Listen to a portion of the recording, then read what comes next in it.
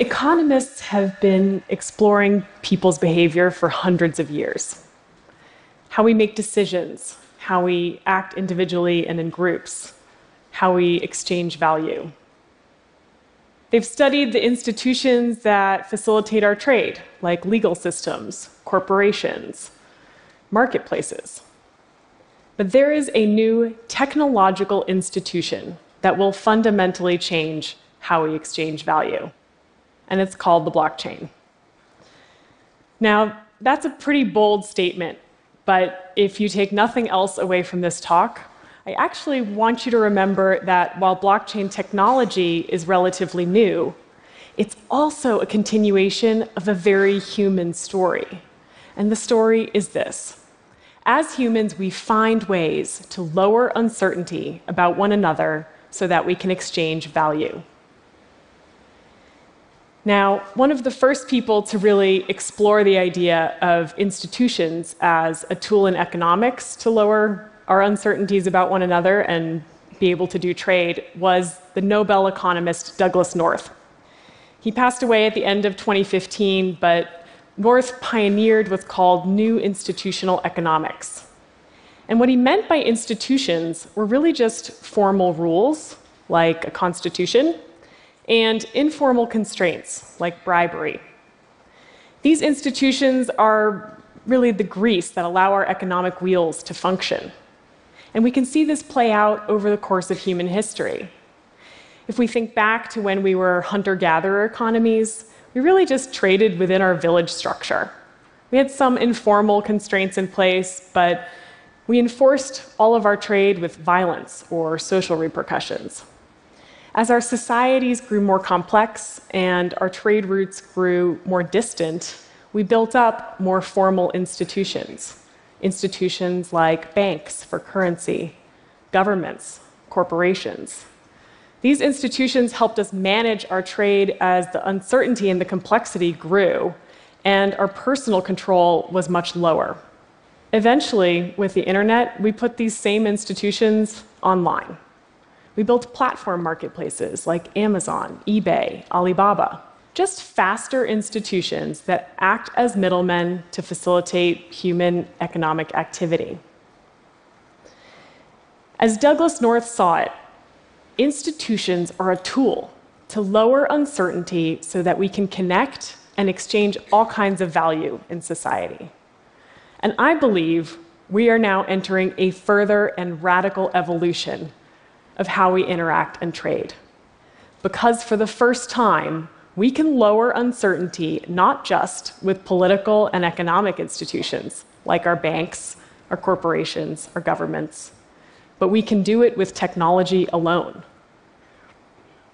So what is the blockchain? Blockchain technology is a decentralized database that stores a registry of assets and transactions across a peer-to-peer network. It's basically a public registry of who owns what and who transacts what. The transactions are secured through cryptography, and over time, that transaction history gets locked in blocks of data that are then cryptographically linked together and secured. This creates an immutable, unforgeable record of all of the transactions across this network. This record is replicated on every computer that uses the network. It's not an app. It's not a company. I think it's closest in description to something like Wikipedia. We can see everything on Wikipedia. It's a composite view that's constantly changing and being updated. We can also track those changes over time on Wikipedia, and we can create our own wikis, because at their core, they're just a data infrastructure. On Wikipedia, it's an open platform that stores words and images and the changes to that data over time. On the blockchain, you can think of it as an open infrastructure that stores many kinds of assets. It stores the history of custodianship, ownership, and location for assets like the digital currency Bitcoin, other digital assets like a title of ownership of IP, It could be a certificate, a contract, real-world objects, even personal identifiable information. There are, of course, other technical details to the blockchain, but at its core, that's how it works. It's this public registry that stores transactions in a network and is replicated so that it's very secure and hard to tamper with. Which brings me to my point of how blockchains lower uncertainty and how they therefore promise to transform our economic systems in radical ways. So uncertainty is kind of a big term in economics, but I want to go through 3 forms of it that we face in almost all of our everyday transactions, where blockchains can play a role. We face uncertainties like not knowing who we're dealing with, not having visibility into a transaction, and not having recourse if things go wrong. So let's take the first example, not knowing who we're dealing with. Say I want to buy a used smartphone on eBay. The first thing I'm going to do is look up who I'm buying from. Are they a power user? Do they have great reviews and ratings? Or do they have no profile at all? Reviews, ratings, check marks, these are the attestations about our identities that we cobble together today and use to lower uncertainty about who we're dealing with. But the problem is they're very fragmented. Think about how many profiles you have. Blockchains allow for us to create an open global platform on which to store any attestation about any individual from any source. This allows us to create a user-controlled, portable identity. More than a profile, it means you can selectively reveal the different attributes about you that help facilitate trade or interaction. For instance, that a government issued you an ID, or that you're over 21, by revealing the cryptographic proof that these details exist and are signed off on. Having this kind of portable identity around the physical world and the digital world means we can do all kinds of human trade in a totally new way. So I've talked about how blockchains could lower uncertainty in who we're dealing with. The second uncertainty that we often face is just not having transparency into our interactions. Say you're going to send me that smartphone by mail. I want some degree of transparency. I want to know the product I bought is the same one that arrives in the mail and that there's some record for how it got to me. This is true not just for electronics like smartphones, but for many kinds of goods and data. Things like medicine, luxury goods, any kind of data or product that we don't want tampered with. The problem in many companies, especially those that produce something complicated like a smartphone, is they're managing all of these different vendors across a horizontal supply chain. All of these people that go into making a product, they don't have the same database. They don't use the same infrastructure. And so it becomes really hard to see transparently a product evolve over time.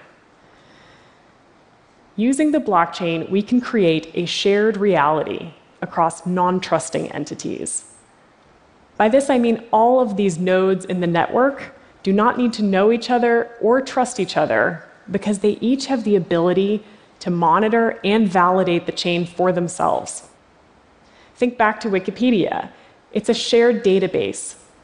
And even though it has multiple readers and multiple writers at the same time, it has one single truth.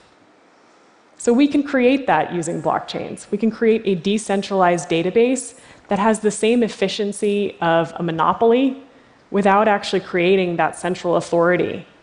So all of these vendors, all sorts of companies, can interact using the same database without trusting one another.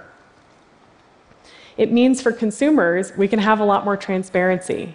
As a real-world object travels along, we can see its digital certificate or token move on the blockchain, adding value as it goes. This is a whole new world in terms of our visibility. So I've talked about how blockchains can lower our uncertainties about identity and how they change what we mean about transparency in long distances and complex trades, like in a supply chain. The last uncertainty that we often face is one of the most open-ended, and it's reneging. What if you don't send me the smartphone? Can I get my money back? Blockchains allow us to write code, binding contracts between individuals, and then guarantee that those contracts will bear out without a third-party enforcer. So if we look at the smartphone example, you could think about escrow. You are financing that phone, but you don't need to release the funds until you can verify that all the conditions have been met. You got the phone. I think this is one of the most exciting ways that blockchains lower our uncertainties, because it means to some degree we can collapse institutions and their enforcement. It means a lot of human economic activity can get collateralized and automated, and push a lot of human intervention to the edges, the places where information moves from the real world to the blockchain. I think what would probably floor Douglas North about this use of technology is the fact that the very thing that makes it work, the very thing that keeps the blockchain secure and verified, is our mutual distrust. So rather than all of our uncertainties slowing us down and requiring institutions like banks, our governments, our corporations, we can actually harness all of that collective uncertainty and use it to collaborate and exchange more and faster and more open. Now, I don't want you to get the impression that the blockchain is the solution to everything. Even though the media has said that it's going to end world poverty, it's also going to solve the counterfeit drug problem and potentially save the rainforest. The truth is, this technology is in its infancy, and we're going to need to see a lot of experiments take place and probably fail before we truly understand all of the use cases for our economy.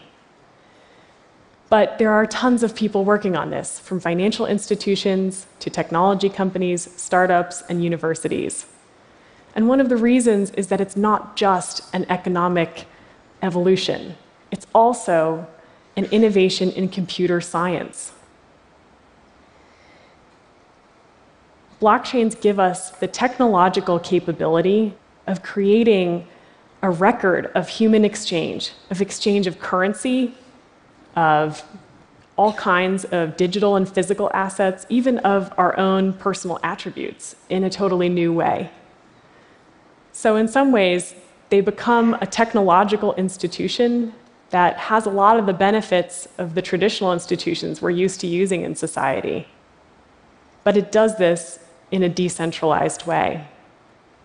It does this by converting a lot of our uncertainties into certainties. So I think we need to start preparing ourselves, because we're about to face a world where distributed, autonomous institutions have quite a significant role. Thank you.